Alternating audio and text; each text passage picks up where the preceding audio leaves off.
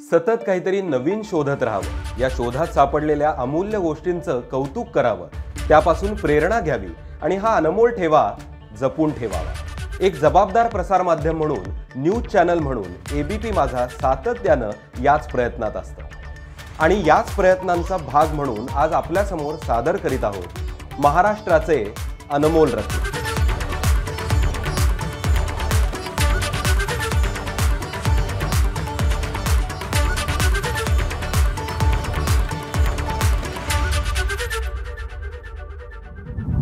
हा कौतुक सोहळा अशा माणसांचा आहे ज्यांनी धोपट मार्ग सोडून काहीतरी वेगळा विचार केला, स्वतःच्या मनाचा आवाज ऐकत रिस्क घेतली आणि आपापल्या उद्योग व्यवसायात स्वतंत्र अस्तित्व तयार केलं। जागेपणी त्यांनी पाहिलेली स्वप्न आज समाजाच्या उपयोगी पडत आहेत आणि हजारो तरुणांना प्रेरणा देखील देत आहेत। महाराष्ट्राचे अनमोल रत्न म्हणून यथोचित सन्मान करून त्यांची यशोगाथा आम्ही आपल्या समोर मांडत आहोत।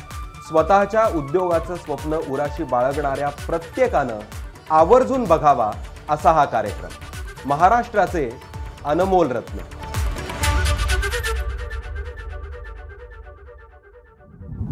ज्ञान ही एकमेव अशी गोष्ट आहे जी वाटल्याने वाढते। जगात अशी काही माणसं आहेत जी अशा प्रकारे आयुष्यभर विद्यार्थी राहून आपलं ज्ञान समृद्ध करत असतात। ज्ञानदानाच्या कामासाठी आयुष्य वाहून घेतलेल्या अशाच एका तपस्वी शिक्षकाची यशोगाथा आता आपण जाणून घेणार आहोत।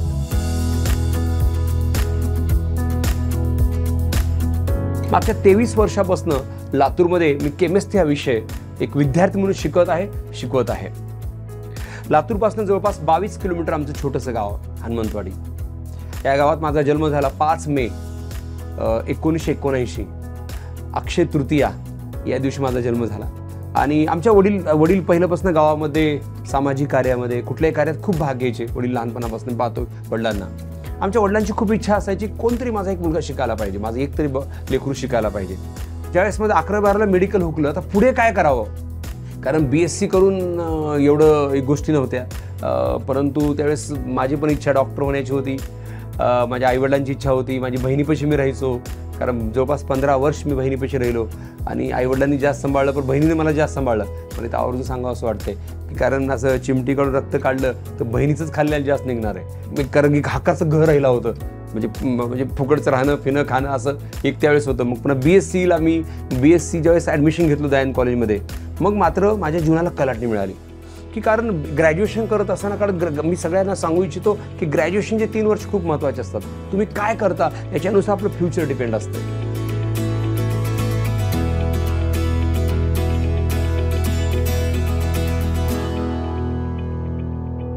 शिक्षण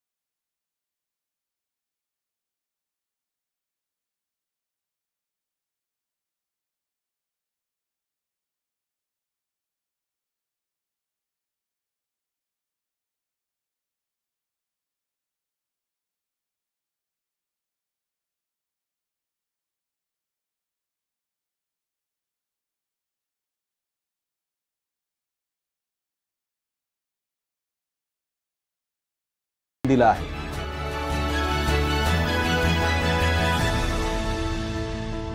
NCA ला जॉईनिंगला काही दिवस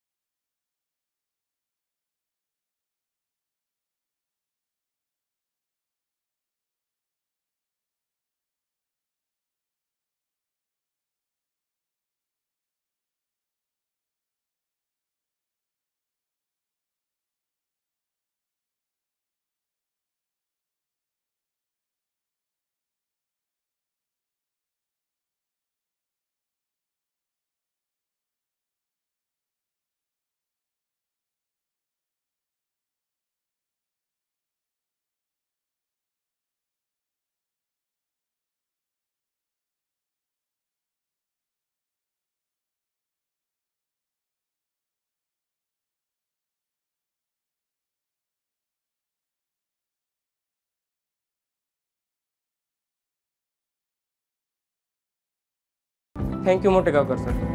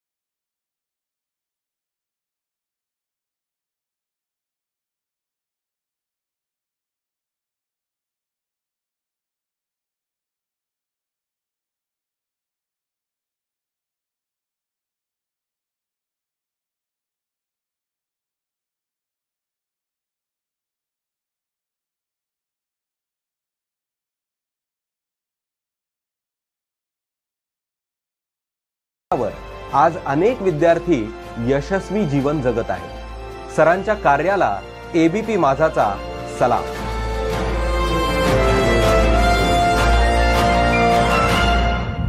आपल्यापैकी अनेकांना कल्पना असेलच की थायरॉइड सारखा आजार लक्षात आला नाही तर त्याचे परिणाम अत्यंत गंभीर होऊ शकतात आणि निदान झाल्यानंतर देखील रुग्णांना आयुष्यभर रोज गोळ्या घेत जगावं लागतं.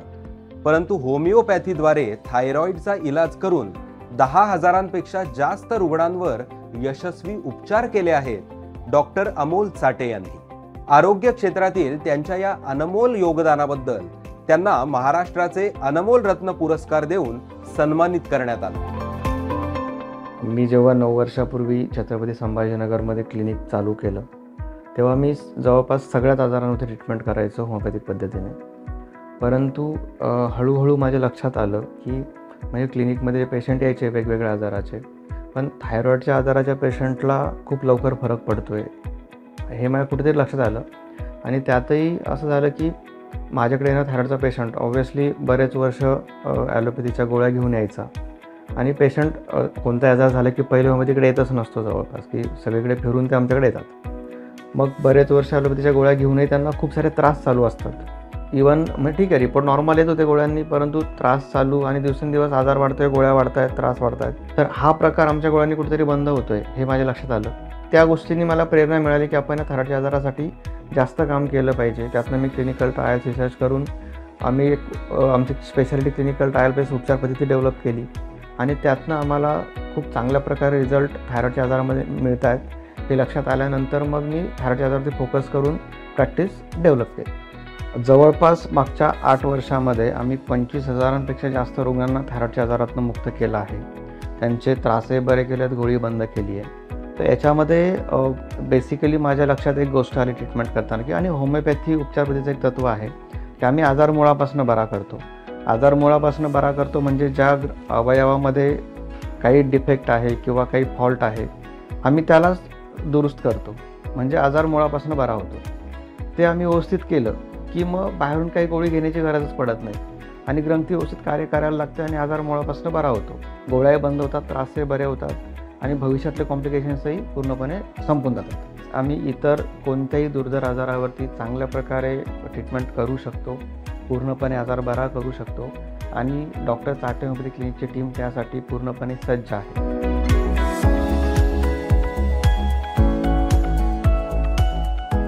होमिओपॅथी या उपचार पद्धतीमध्ये संशोधन करून त्याचा लाभ जनसामान्यांना करून देण्याची डॉक्टर अमोल चाटे यांची धडपड खरोखर कौतुकास पात्र आहे.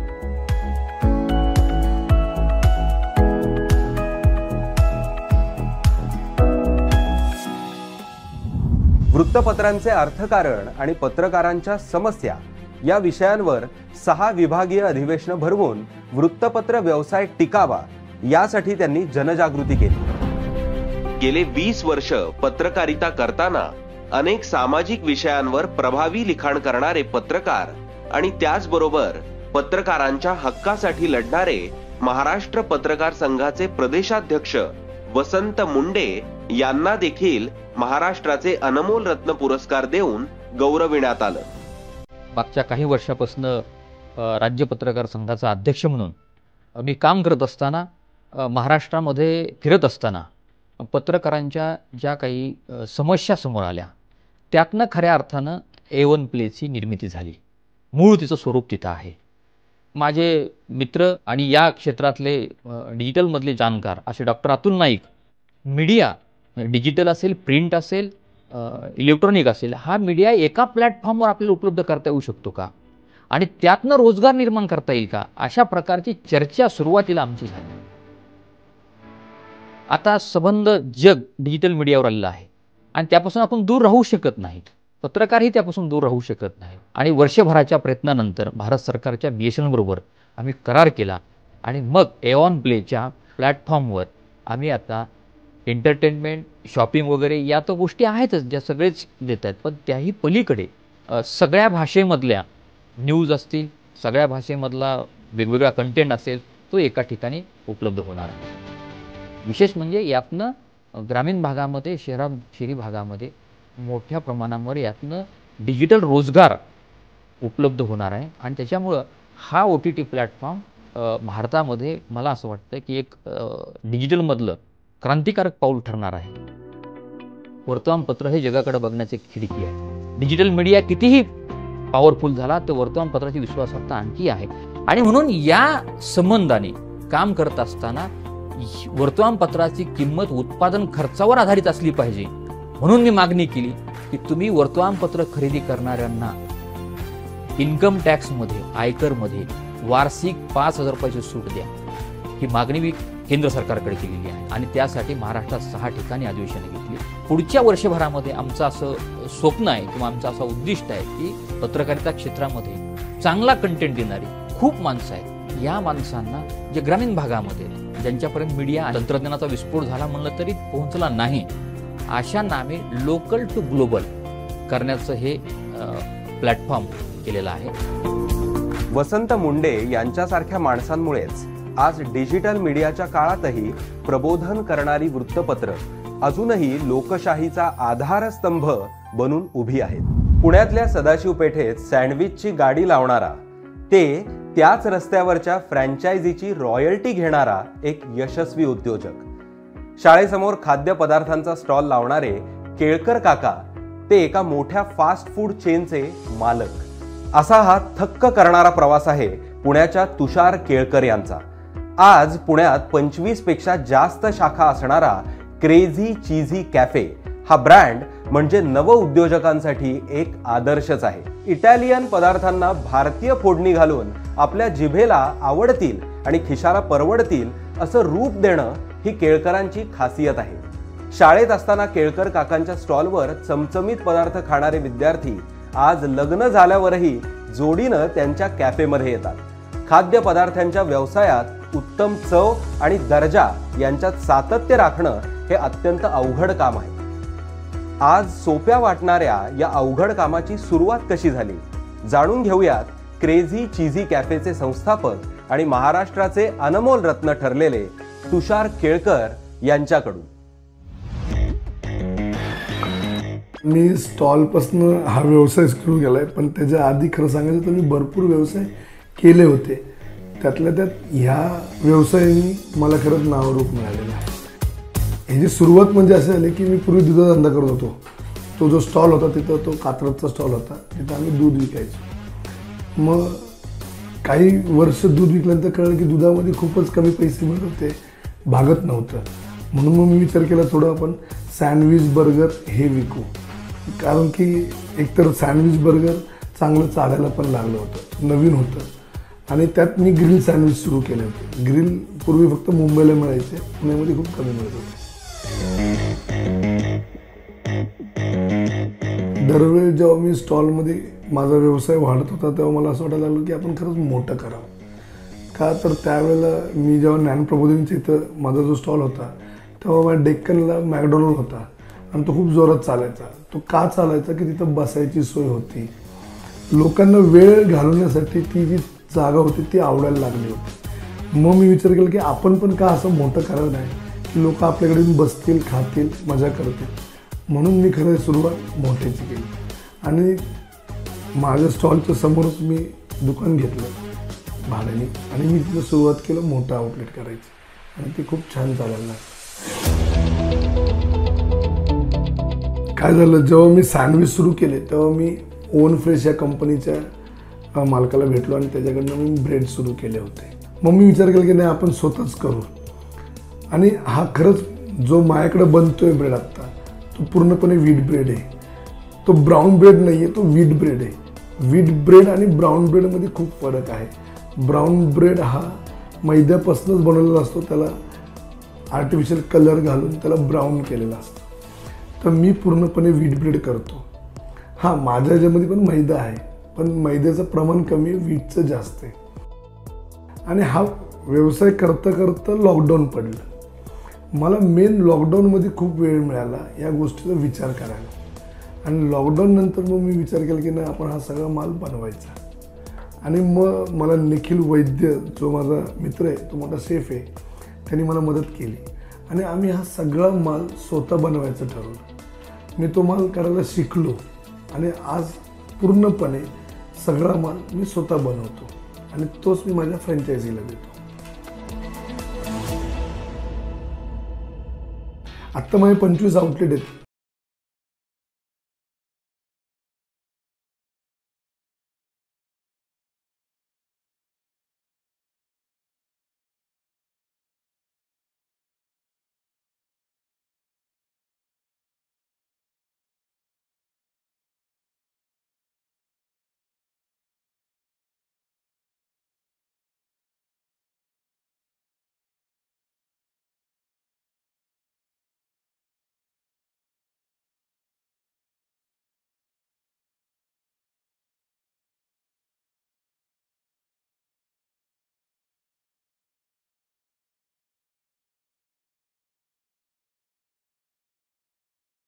थोडा वेगळा आहे.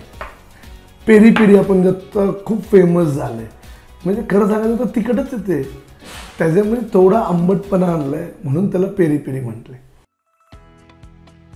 माझ्यामध्ये वेगळेपणा पिझ्झातलं काय असेल तर खरंच आहे, आपण युजली जो ब्रेड त्यांचा बघतात आहे की तो फ्रेश डो करून तो फ्लफीनेस आहे आणि त्याच्यावर पिझ्झा सॉस आणि त्याच्यात वेजेस घालतात.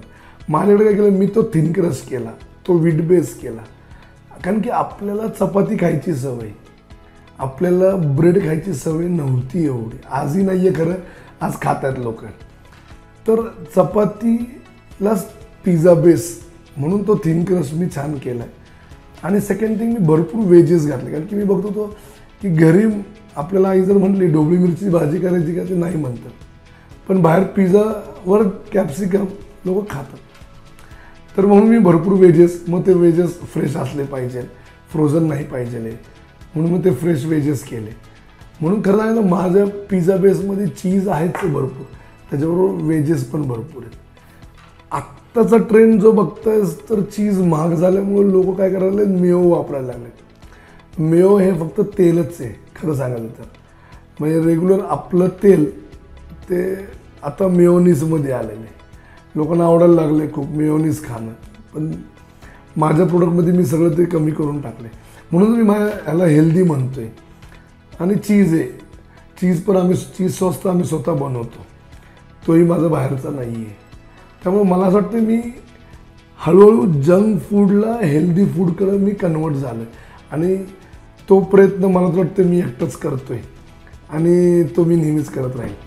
ज्यांना मनापासून खायला आवडतं आणि खाऊ घालायला आवडतं अशी माणसं खाद्यपदार्थांच्या व्यवसायात उतरली की असं मोठं काम उभं करतात. आपल्या आवडीनिवडीला व्यावसायिक रूप देत ते सचोटीनं व्यवसाय करतात. महाराष्ट्राच्या कानाकोपऱ्यात घरगुती पदार्थ विकणाऱ्या अनेक तरुण तरुणींना तसेच गृहिणींना ही गोष्ट नक्कीच प्रेरणादायी ठरणार आहे. एक उद्यमशील राज्य अशी ओळख महाराष्ट्राला मिळवून देण्यात या अनमोल रत्नांचा मोलाचा वाटा आहे. त्यांच्या जिद्दीला सलाम करत आणि भविष्यासाठी शुभेच्छा देत आजचा भाग इथेच संपूयात आणि पुढच्या आठवड्यात पुन्हा भेटूयात महाराष्ट्रातल्या अशाच अनमोल रत्नांची ओळख करून घेण्यासाठी. बघत रहा ABP माझा.